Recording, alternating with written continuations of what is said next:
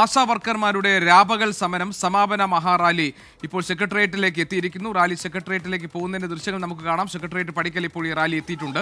മനീഷ് മഹിപാൽ വിവരങ്ങൾ നൽകാനുണ്ട്. മനീഷ്, സെക്രട്ടേറിയറ്റിലേക്കുള്ള ഈ ആശാ വർക്കർമാരുടെ റാലി, മഹാറാലിയുടെ ദൃശ്യങ്ങൾ നമുക്ക് കാണാൻ കഴിയുന്നുണ്ട്. എന്താണ് ഈ ദിവസം അവരുടെ മുദ്രാവാക്യം?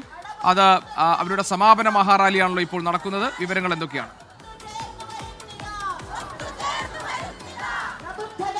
ഇന്ന് ഈ സമരത്തിന്റെ 129ാമത്തെ ദിവസമാണ്. ഒപ്പം തന്നെ ഈ രാപ്പകൽ സമരത്തിന്റെ സമരയാത്രയുടെ 45ാമത്തെ ദിവസം. അതിന്റെ മഹാറാലിയും സമാപന സമ്മേളനവും അത് മഹാറാലിയോടുകൂടി തന്നെ തിരുവനന്തപുരം നഗരത്തിൽ PMGയിൽ നിന്നും സെക്രട്ടേറിയറ്റിലേക്കാണ് തുടങ്ങിയത്. 100 കണക്കിന് ആശാ വർക്കർമാരാണ് ഈ മാർച്ചിൽ, ഈ മഹാറാലിയിൽ അണിനിരുന്നത്. നിലവിൽ ഇത് സെക്രട്ടേറിയറ്റിന് മുൻപിലേക്ക് എത്തിയിട്ടുണ്ട്.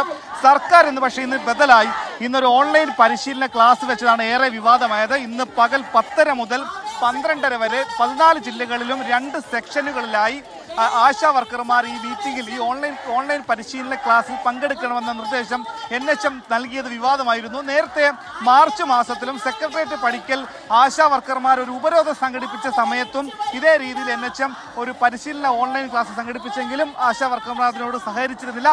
സമാനമായ രീതിയിൽ തന്നെ ഇന്നത്തെ ദിവസവും ഇന്ന് പണിമുടക്ക് നേരത്തെ പ്രഖ്യാപിച്ചതാണ്. അത് ഈ മാസം 5-ാം തീയതി തന്നെ NHM ഇത് സംബന്ധിച്ച് കത്ത് നൽകിയിട്ടുള്ളതാണ്. അതുകൊണ്ട് തന്നെ ഇന്നത്തെ പണിമുടക്കിലും ബഹുജന റാലിയിലും സമാപന സമ്മേളനത്തിലും മുഴുവൻ ഈ സമരത്തിന്റെ ഭാഗമായിട്ടുള്ള എല്ലാ ആശാ വർക്കർമാരും പങ്കെടുക്കുമെന്ന കാര്യമാണ് ഇവർ പ്രഖ്യാപിക്കുന്നത്. ഈ സമരത്തിൽ നിന്ന് എന്താണെങ്കിലും പിന്നോട്ടില്ല എന്ന നിലപാടുണ്ട്. പലതരത്തിലുള്ള സമരം, മുടിമുറിക്കൽ സമരങ്ങൾ, മഹാസംഗമം തുടങ്ങി പലതരം സമരങ്ങൾ ഇതിനോടകം ഈ 129 ദിവസത്തിനിടെ നടന്നു. ഇപ്പൊ 45 ദിവസം നടന്നത് കേരളത്തിൽ കാസർഗോഡ് നിന്നും പാറശാല വരെയുള്ള പല കേന്ദ്രങ്ങളിൽ രാപ്പകൽ സമരയാത്രയാണ് നടത്തി. അതിന്റെ സമാപന സമ്മേളനമാണ്. കോൺഗ്രസ് നേതാക്കളടക്കമുള്ള ആളുകൾ ഇവിടെ എത്തിയിട്ടുണ്ട്. VD സതീശൻ, പ്രതിപക്ഷ നേതാവ് VD സതീശനാണ് ഇതിന്റെ സമാപന സമ്മേളനം ഉദ്ഘാടനം ചെയ്യുന്ന വലിയ പ്രത്യേകത കൂടിയുണ്ട്.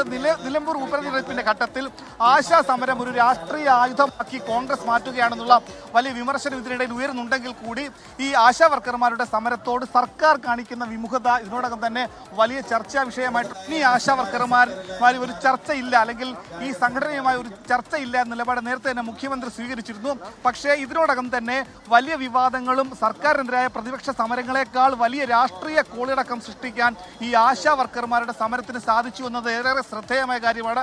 കഴിഞ്ഞ ഫെബ്രുവരി മാസം 10-ാം തീയതി ഏതാനും സ്ത്രീകൾ തുടങ്ങിയ ഒരു ചെറിയ സമരം പിന്നീട് വലിയ രീതിയിൽ ജനശ്രദ്ധ ആകർഷിക്കുകയും ഒരുപാട് പേരെ രാഷ്ട്രീയ പാർട്ടികൾ അടക്കമുള്ള ആളുകൾ അതിന് പിന്തുണ അർപ്പിച്ച് രംഗത്ത് വരികയും ചെയ്തു. അങ്ങനെ ആശാ സമരം, സെക്രട്ടേറിയറ്റിലെ മുൻപിൽ ആശാ സമരം ഒരു ചരിത്ര സമരമായി മാറുകയും ഇനി അത് പരിഹരിക്കുന്നത് വരെ ഈ സമരവുമായി മുന്നോട്ട് പോവുക തന്നെ ചെയ്യും. ആശാ വർക്കർമാരുടെ വേതനം വർദ്ധിപ്പിക്കുക, അവരുടെ ഓണറേറിയം വർദ്ധിപ്പിക്കുക, ഒപ്പം തന്നെ പെൻഷൻ ആനുകൂല്യങ്ങളൊക്കെ തന്നെ വർദ്ധിപ്പിക്കുക തുടങ്ങിയ ആവശ്യങ്ങൾ ഉന്നയിച്ചുകൊണ്ടാണ് നിലവിൽ സെക്രട്ടേറിയറ്റിന് മുൻപിൽ, ഭരണസിരാ കേന്ദ്രത്തിന് മുൻപിൽ 129 ദിവസമായി ഈ സമരം നടക്കുന്നത്. ഇന്ന് ഇത് സമരയാത്രയുടെ 45-ാം ദിവസത്തെ സമരയാത്രയുടെ സമാപന സമ്മേളനമാണ് ഇവിടെ നടക്കുന്നത്.